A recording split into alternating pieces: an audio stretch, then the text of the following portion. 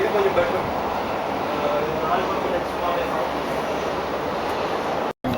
இல்லாமன்ட்டு இங்கிருந்து பாருங்க நல்லா இருக்கு. சும்மா இப்படியே பார்த்தா நல்லா இருக்கு.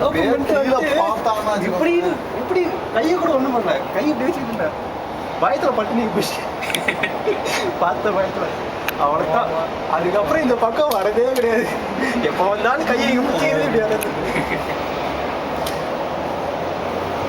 நீ ஏதோ ஃபங்க்ஷன் இருக்கு அப்படின்னாங்க.